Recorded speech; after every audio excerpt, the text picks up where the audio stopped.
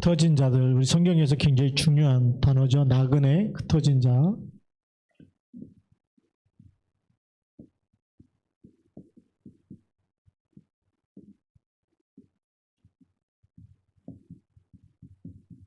우리 성경 말씀은 히브리서 11장 38절부터 40절까지 말씀을 보겠습니다. 복음 때문에 굉장히 많은 고통당했던 사람들, 믿음의 사람들 이야기죠. 그래서 우리 어떤 때는 이런 사람들을 가리켜서 우리 나그네라고 얘기하고요. 우리 서론에 잠깐 보면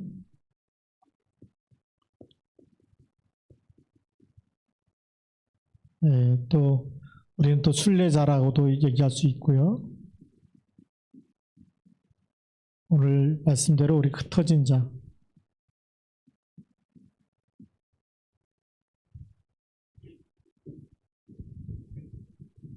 근데 이게 그냥 흩어진 그런 사람들이 아니고 뭘 갖고 있느냐? 이 사람들의 공통점이 성삼위 하나님이 함께하는 비밀이죠.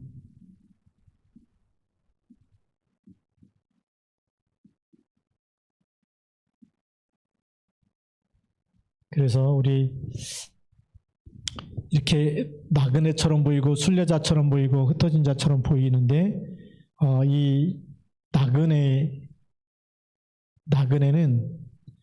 이 땅이 목적지가 아니잖아요, 그렇죠? 그러니까 우리 이 땅이 목적지가 아니에요. 그 다음에 순례자는 나그네는 중요한 목적지가 따로 있는 거죠. 그래서 무엇을 먹을까 입을까 마실까 여기에 집착하는 게 아니고 순례자도 한 곳에 머무는 사람이 아니에요. 한 곳에 정착되어 있으면 순례자라고 하지 않죠. 순례자는 중요한 것을 가지고 정말 곳곳을 보면서 여기에 하나님의 역사가 어떤 것인지 찾아내는 그런 사람들이죠. 흩어진 자는 하나님이 볼 때 우리 입장에서 볼 때는 흩어지는 거지만 하나님이 볼 때는 보내심을 입은 사람들입니다. 보낸 자들이죠. 그래서 하나님이 파송한 사람들, 파송한 자, 그게 흩어진 사람들입니다. 그러면 이 사람들의 공통점이 성삼위 하나님이 함께 있다. 정말 오직 언약을 붙잡고 언약의 여정을 가는 사람들입니다. 그래서 우리 본론에 보면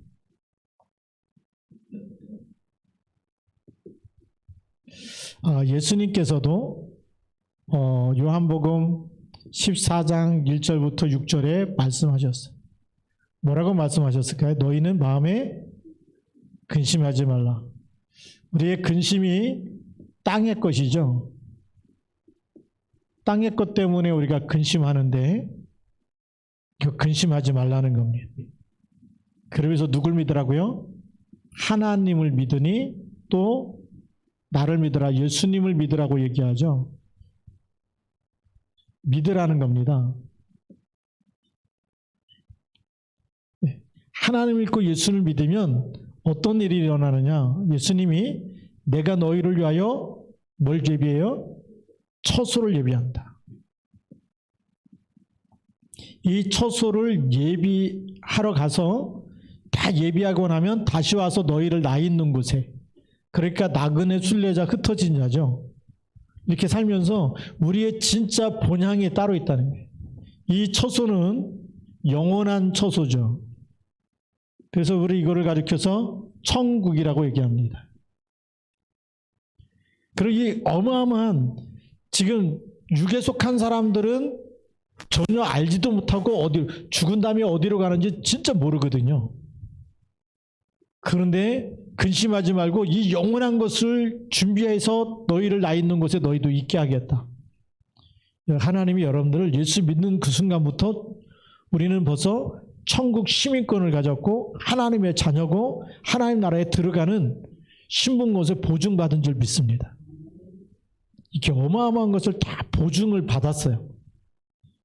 예. 그래서 양의 피 바를 때 조금 바르냐 많이 바르냐 상관이 없어요. 피만 발라 있으면 죽음의 사자가 그 피를 보고 다 넘어가는 겁니다. 그렇죠? 그래서 예수님이 나의 죄를 위해서 돌아가셨습니다. 나를 구원하셨습니다. 예수님 영접하고 마음에 모셔드리는 그 순간부터 이미 이 축복이 우리에게 와 있어요. 내가 너희를 위하여 첫 소를 예비하러 간다. 그러니까 그 길을 너희가 안다라고 얘기하죠. 그러니까 도마가 지금 이 길을 안다고 얘기했는데 도마는 이 길이 어딘지 모릅니다. 그 길을 우리에게 알려주십시오. 그때 예수님이 요한복음 14장 6절에 내가 곧 길이요 진리요 생명이니 그랬죠. 길이란 얘기는 바로 하나님 만나는 길이고 천국 가는 길이고, 진리는 2024년이 돼도 변함없이 예수 믿으면 그 축복이 우리에게 임하는 거예요. 예. 그리고 생명이란 얘기 뭐죠? 우리 육신의 생명 한 병씩 죽지만 그리스도를 믿는 사람은 사망에서 생명으로, 우리 영혼이 죄와 사망의 법에서 해방돼서 하나님의 생명이 우리 속에 들어온 줄 믿습니다. 하나님의 영원한 생명, 그래서 영생을 얻었다라고 얘기해요. 영생을 가진 자인 줄 믿습니다. 그래서 흩어진 자는 가진 게 아무것도 없는데 예수 그리스도만 믿었는데 영생을 가진 자예요. 예. 영생. 세상 사람들은 영생이 있어요, 없어요? 없어요. 세상 걸 다 가져도 영생이 없어. 아무리 좋은 대학을 나와도 영생이 없어. 착하게 살아도 영생이 있어요, 없어요? 없어요. 이걸 하나님 우리에게 주셨다. 이게 최고의 축복받은 사람인 줄 믿습니다. 자, 그러니까 사단이 발악을 하겠죠. 그래서 우리가 뭐 해야 되느냐? 이 길을 알고 가는데 사단은 이걸 놓치고 거꾸로 가기 원하는 거예요. 그렇죠? 사단의 전략은 천국 모르게 만들고 하나님 믿지 못하게 만들고 땅의 것 붙잡다가 어디로 가기 원해요? 지옥으로 가기 원하는 거예요. 예, 이게 사단의 전략이죠. 사탄은 반대로. 그래서 여러분들 어떻게든지 예배 못 드리게 만드는 거예요.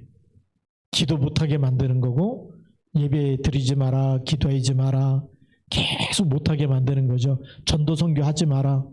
그런데 그게 사단의 전략입니다. 우리는 반대로 가야 되겠죠.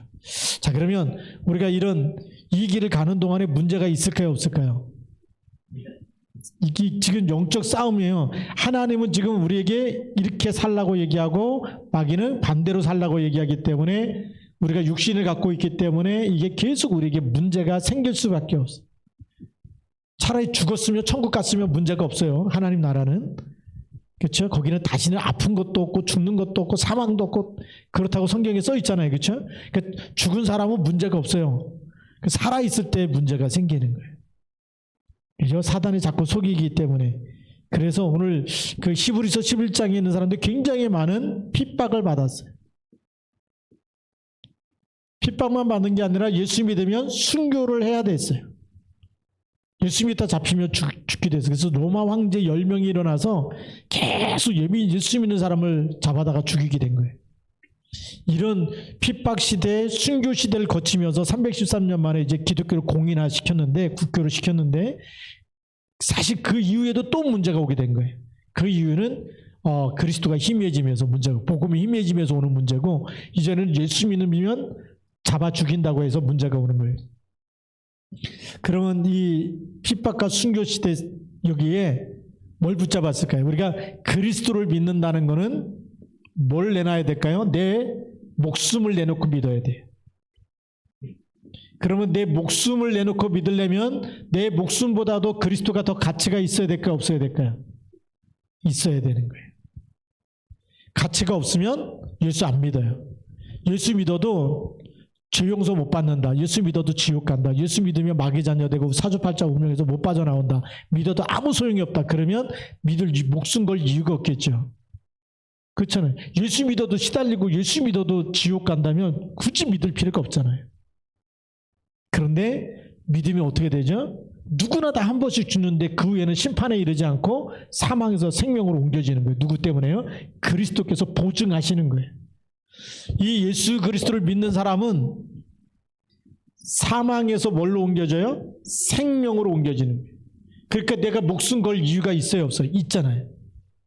내 목숨은 어차피 한 번 죽는데 한 번 죽은 다음에는 생명이 없다. 그러면 지옥 가야 되는데 이 지옥 가지 않고 하나님이 우리를 천국으로 인도하시는 그분이 누구냐? 그리스도. 그리고 이 땅에 사는 동안에도 사단의 머리를 깨뜨리시는 왕이 되시는 분이에요. 사단의 머리를 깨뜨리신 분. 사망 권세 이기고 지옥 권세 이기고, 그러니까 세상에는 어떤 것으로도 그리스도를 대신할 게 없는데, 그리스도를 내가 죽는다 할지라도 그리스도를 믿어버리면 어떻게 돼요? 생명과 천국과 이 흑암 권세가 무너지는 이 응답을 누릴 수가 있는 거죠. 그래서 이 문제 속에, 어떤 문제 속에도 답이 뭐냐? 그리스도라는 것을 찾아낸 사람들이. 그게 첫 번째 응답이에요.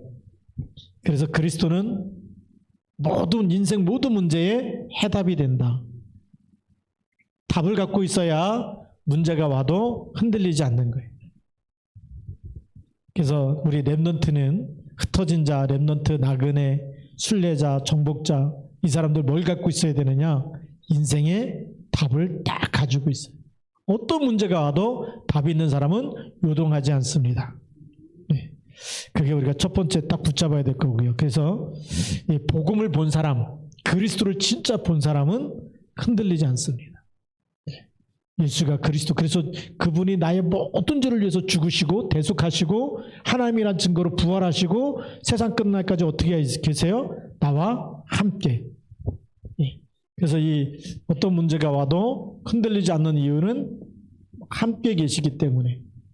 근데 누가 함께 계시자? 부활하신 주님께서 하늘과 땅의 모든 권세를 가지고, 이 권세를 가지고 나와 함께 있기 때문에 우리가 기도할 때마다 흑암 권세가 무너지는 줄 믿습니다.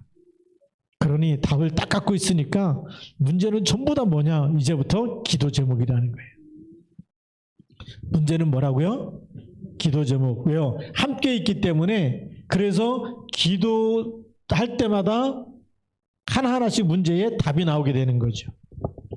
기도할 때마다 답을 주시는 겁니다. 자, 그 다음에 두 번째로는 갈등이 생기겠죠.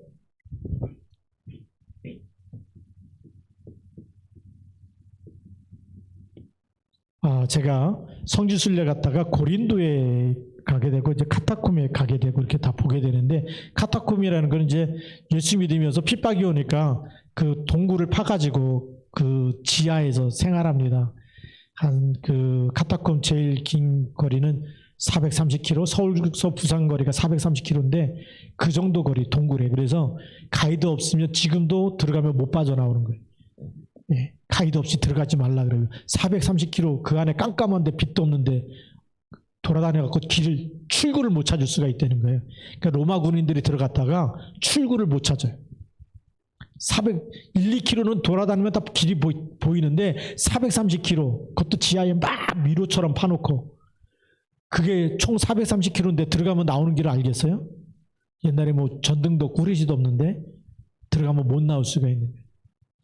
그래서 지금도 이 카타콤이라는 건 이제 거기 관광객들만 다닐 수 있는 코스만 딱 열어놓고, 그 다음에 다른 데는 절대 마음대로 가지 말라고 들어가기 전부터 부탁을 해요. 그런 이제 카타콤베를 갔다 오면서 뭘 봤냐면, 그 순교 시대니까 피해가지고 이제 동굴에서 살잖아요. 동굴에서 빛이 없으니까 자녀를 낳으면 그 아이가 빛을 못 봐갖고 그냥 실명이 된대. 앞을 못 보고 태어나고. 그 지하 동굴 그 안에 보니까 그 안에 우물이 있어요. 동굴 안에 우물이 있어갖고 그걸로 생활하고, 그 안에 묘지가 있어요. 사람 죽으면 또 이렇게 석회석이기 때문에 동굴 파가지고 거기다 사람 넣고 장사 지내요. 동굴 안에서 다 생활하는 거예요. 뭘 피해서요? 핍박을 피해서. 그래도 왜 그렇게 생활했느냐? 예수가 그리스도라는 것, 그 한 믿음 가지고요. 그러니까 우리가 지금 예수 믿는 거는 너무 편하게 잘 믿는 거예요. 예. 그 고생했던 사람들 보면, 가서 보면 참 우리가 진짜 어마어마한 축복을 받았구나. 예. 마음껏 예수 믿고 마음껏 찬양할 수 있고, 이게 어마어마한 축복이에요. 거기다가 또 이제 고린도 그 지역에 가서 이렇게 보니까 그 당시 거기가 이제 우상문화거든요. 우상문화고 로마 식민지고 이러다 보니까 우상 앞에 절을 하고 지나가면 그날 장사한 거 세금을 안 묻네. 근데 절하지 않고 지나가면 세금을 문대. 그러니까 예수 믿는 게 매일 아침에 예수 믿는 사람들이 그 우상 신전 앞을 지나가면서 절을 안 하고 가야 되잖아요. 갈등이에요. 절을 안 하고 가면 그날 번 거 다 또 세금으로 다 뜯기고, 예. 한 번만 절하면 세금 안 내도 되고. 그러니까 갈등이 얼마나 많겠어요. 내가 저 우상 앞에 절을 해야 되냐, 아니면 내가 그리스도 때문에 절하지 않고 그냥 지나가야 되냐. 그런 갈등 속에서 우리 초대교인들이 믿음을 지킨 거예요. 그 믿음이 오늘 여기까지 온 겁니다. 그래서 이런 갈등, 또 우리가 예수 믿음이 어떤 갈등이 오느냐, 여러분 가정과 가문이죠. 영적인 갈등이 생깁니다. 그래서 옛날에는 어느 집안이도 마찬가지지만 다 불교, 유교 집안 이런 데 혼자 예수 믿으면 너 때문에 우리 집안 망하게 됐다. 자꾸 문제, 조그만 가정에 문제가 생겨도 네가 교회 다녀서 그렇다. 다 예수 믿는 사람한테 뒤집어 씌웠잖아요. 너 때문에, 네가 교회 다녀서, 네가 예수 믿어서. 예. 근데 예수님이 뭐라고 말씀하냐면 그 어머니와 며느리가 불화가 일어날 것이다. 아버지와 아들이 불화가 일어날 것이다. 나는 평안을 주러 온 것이 아니라 검을 주러 왔다라고 얘기하죠. 그 왜 그러느냐? 봐요. 예수 믿으면 성령이 역사하죠. 근데 우상 숭배하거나 제사 지내면 누가 역사하죠? 예, 마귀와 귀신, 사단이 역사하죠. 자, 그러면 이 집안에 예수 믿는 사람이 하나 들어왔다. 마귀가 발악하겠어요, 안 하겠어요? 발악하는 거예요. 예. 그래서 예수 믿는 사람이 들어가면 마귀가 문제 일으켜놓고 그 책임을 다 예수 믿는 사람한테 뒤집어 씌우는 거예요. 근데 요 예수 믿는 사람이 포기하지 않고 끝까지 예수 이름으로 기도하고 이 가문과 가정과 가문과 후대를 놓고 기도하면 귀신이 떠나갈까요? 안 떠나갈까요? 떠나가는 거예요. 그래서 예수 믿게 되는 거예요. 이게 어마어마한 축복입니다. 제가 먼저 교회에 부목으로 있을 때 보니까 권사님 한 분이 그러는 거예요.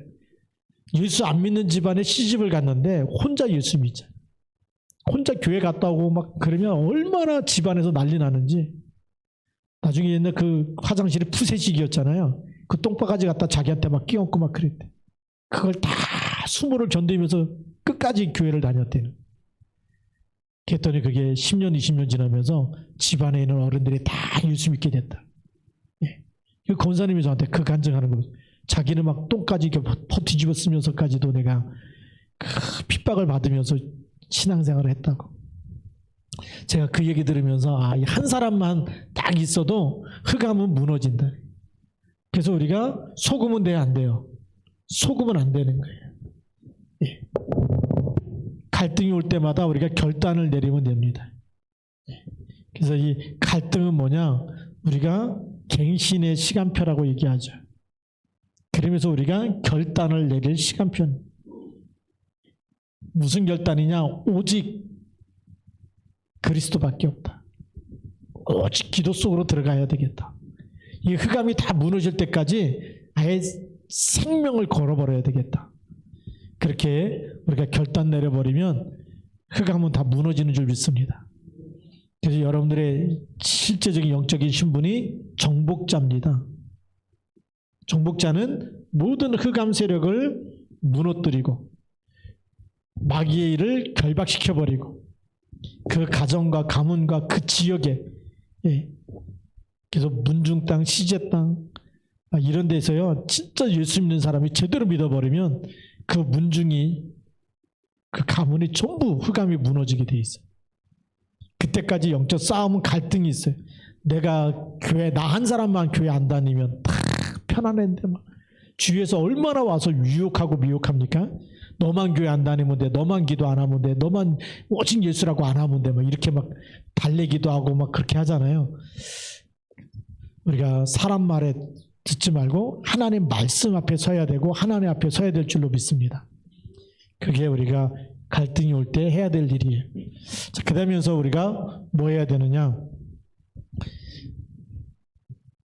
우리에게 위기라는 것이 또 찾아옵니다. 이 죽음이 찾아올 때가 있죠.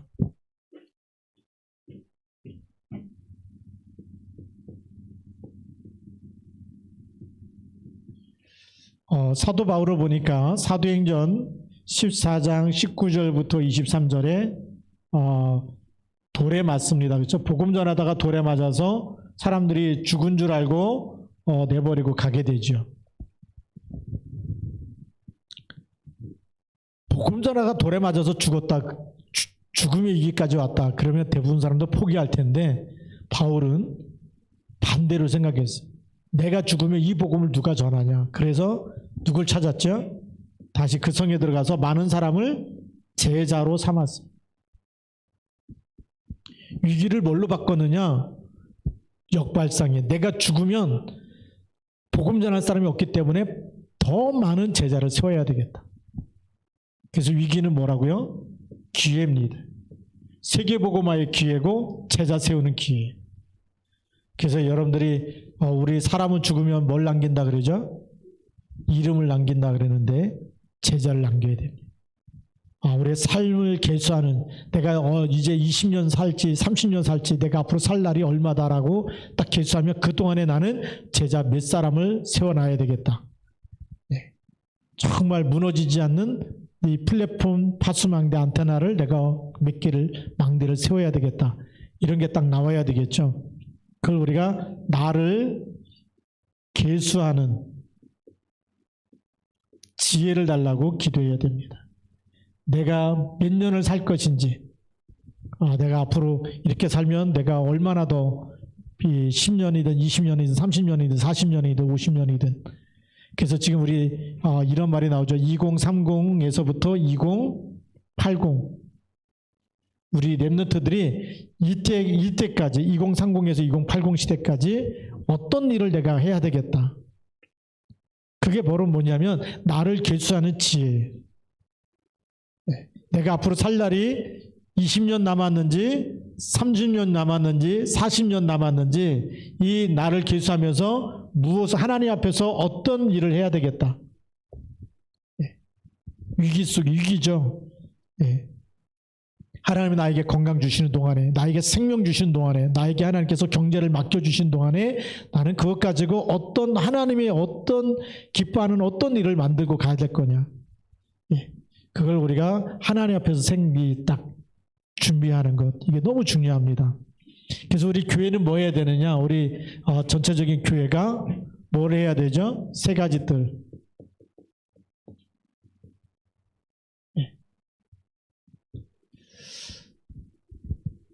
여기에 우리가 응답을 받아야 될 줄 믿습니다. 이 세 가지 뜰이 있는 우리 자신. 우리 고린도전서 3장 16절이 이게 뭐냐?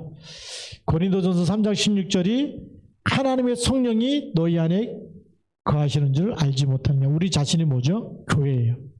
우리 자신이 교회고 성전입니다. 그래서 우리 마음속에서부터 무슨 마음이 영혼 사랑, 하나님 사랑하고 영혼 사랑하는 마음이 있어야 돼.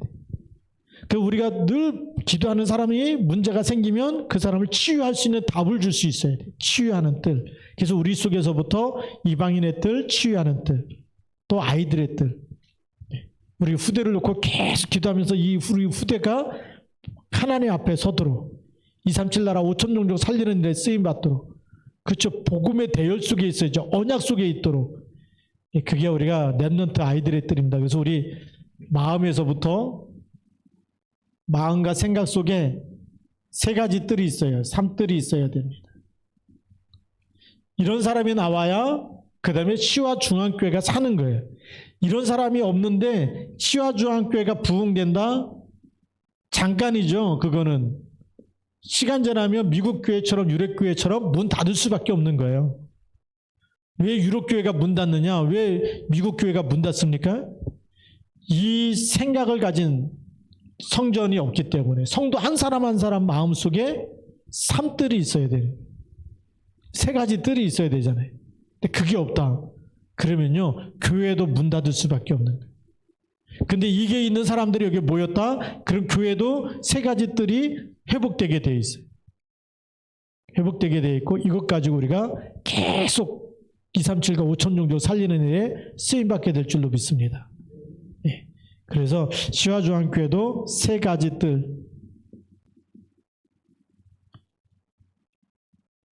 이걸 놓고 우리가 기도해야 됩니다. 그래서 우리 다민족 우리 선교 회장님도 뽑아야 될까 이렇게 지금 기도하고 있는데, 왜냐하면 우리 교회는 모든 다민족들을 그분이 계속 연락도 하고 관심도 갖고 메시지 주고 소통하면서 계속 다민족 예배가 회복될 만큼 우리가 응답받아야 되겠죠. 코로나 전에는 또 이렇게 잠깐 예배 드리다가 코로나 이후에 지금 못하고 있는데 회복해야 됩니다. 그게 세 가지 뜰입니다. 하나님께서 쓰실 수밖에 없겠죠. 자, 그럼 우리가 결론입니다.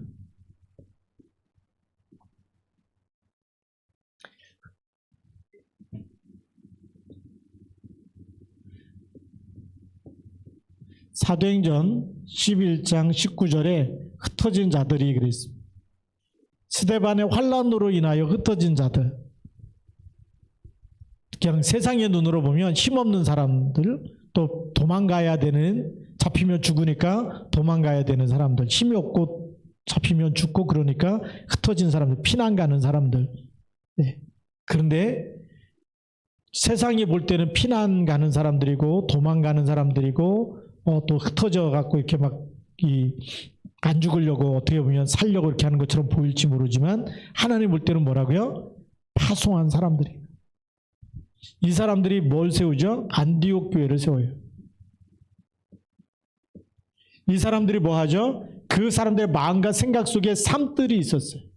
그래서 헬라인에게도 복음을 전하는. 저 사람도 복음 받았으면 좋겠다. 저 사람도 예수 믿었으면 좋겠다.